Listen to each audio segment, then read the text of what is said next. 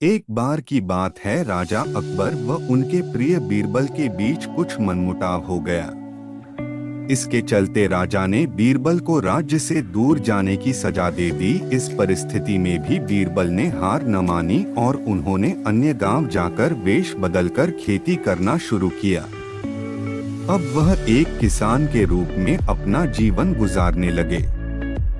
शुरू में तो राजा अकबर के लिए सब कुछ सामान्य सा था, लेकिन कुछ ही दिन बीते थे कि राजा को अपनी गलती का एहसास होने लगा। वह अपनी दैनिक दिनचर्या में बीरबल को याद करने लगे थे। जब भी उनके समक्ष कोई मुश्किल परेशानी आती तो उन्हें बीरबल की कमी खूब खलती थी। एक दिन राजा अकबर से रहा न गया। उन्होंने अपने सेनापति को बुलाया और उन्हें बीरबल को ढूंढ लाने का आदेश दिया। राजा की आज्ञा अनुसार हर गांव, हर गली में बीरबल की खोज शुरू की गई। सभी सैनिकों ने हर एक कोना छान मारा, लेकिन वे बीरबल को ढूंढ न सके। राजा को जब इस बात की जानकारी मिली तो वे बड़े निराश हुए। अब बीरबल से मिलने की उनकी बेचैनी और बढ़ने लगी थी। अचानक राजा के मन में एक उपाय आया। उन्होंने आदेश दिया कि सभी गांव के मुखिया को संदेश भेजा जाए कि उन सभी को एक बर्तन के अंदर बुद्धि डालकर राजा को भेजना होगा।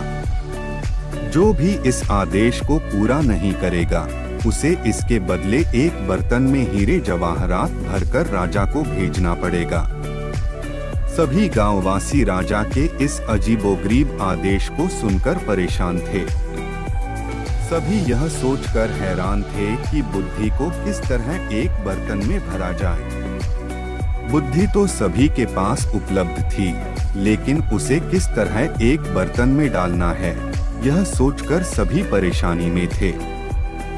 ऐसा न कर पाने की अवस्था में उन्हें उसी बर्तन को कीमती हीरे जेवरों से भरना था, जो कि इससे भी बड़ी समस्या थी। वहीं जिस गांव में बीरबल एक सामान्य किसान का वेश बनाकर रह रहे थे, वहां भी राजा का यह आदेश चर्चा का विषय बना हुआ था। गांव के सभी बड़े बुजुर्ग निराश होकर बैठे हुए थे कि वहां बीरबल आए और उन्होंने कहा कि वह इस समस्या का समाधान निकाल सकते हैं। पहले तो किसी को भी इस बात का यकीन नहीं हुआ, लेकिन उनके पास बीरबल पर विश्वास करने के अलावा और कोई रास्ता नहीं था। इसलिए इस काम की बागडोर बीरबल को सौंपी गई। उस वक्त गांव में तरबूज की फसल उगाने का समय था। बीरबल ने तरबूज के पौधे की एक बेल को एक बर्तन में डाला। धीरे धीरे उस बेल में तरबूज का फल लगने लगा और समय के साथ ही तरबूज ने बर्तन का आकार ले लिया।